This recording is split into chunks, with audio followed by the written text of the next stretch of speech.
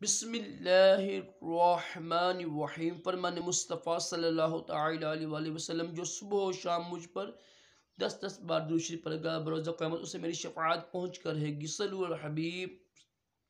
दाएं हाथ से खाना खाना सुन्नत मुबारक रशद अतारी नूरी दवा खाने की तरफ से। और आप देख रहे हैं मुजर्रब नुस्खे। एक नुस्खा लेकर आया हूँ खारिश के हवाले से। ज़रा खुश्की है, बारिश नहीं ना हो रही है तो कई लोगों को बहुत खारिश होती है, बच्चों को भी आजकल हो रही है। तो खारिश की वजह से फिर आगे भी बीमारियाँ पैदा हो जाती हैं, दाने बनते हैं, पता क्या क्या बन जाता है। पर क्या है कि जो खारिश है ना, कोशिश करें। एक तो ये ना, कुछ लोग ज़्यादा मूंगफली खाते हैं, मूंगफली गर्म खुश्क होती है। कोशिश करेंगे ना, आपने जो खुराक अच्छी रखी है, खुराक अच्छी रखने से ना इससे बड़ा फ़र्क पड़ता है। और जो आपकी लिबास जो है ना, आपका जो बिस्तर है, बिस्तर को धूप लगाया करें कम से कम हफ्ते में 1-2 बार। ठीक है, बिस्तर को बदला करें बार बार, एक बिस्तर रखें। फिर जो आपका जो है ना, ये जो कपड़ा होता है जिससे मुंह साफ करती है, अब टॉवल होता है, तौलिया होता है, उसको भी बार बार चेंज करें, धोएं।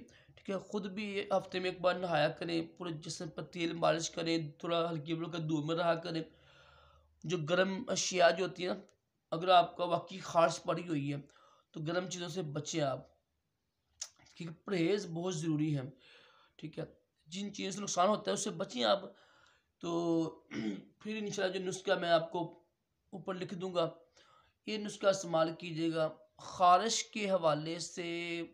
और जो खून है ना, ये खून की सफाई के लिए बेहतरीन चीज़ है। खून की सफाई में से क्या होता है, अगर जिनका खून सही ना हो, इतने दाने धब्बे, ठीक है, खारिश, बवासीर और बेशुमार इससे बीमारी पैदा होती हैं। खून ना सही बनता हो या खून सही ना साफ ना हो, तो ये मुसफ़ी खून भी है, इंशाल्लाह खून भी साफ करेगा नुस्खा ये वाला। और इंशाल्लाह आपकी खारिश के लिए बेहतरीन नुस्खा है। और इतनी महंगी चीज़ें भी नहीं है, इतनी यानी मुश्किल चीज़ें भी नहीं हैं, आम चीज़ें मिलने वाली चीज़ें हैं और बनाना भी बड़ा आसान होता है।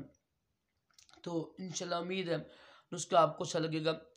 अल्लाह पाक हम सबको खारिश और तमाम जिस्मानी रूहानी बीमारियों से महफूज रखे, दोनों जहानों की भलाइयाँ अता करे। सल्लल्लाहु अलैहि हबीब मोहम्मद।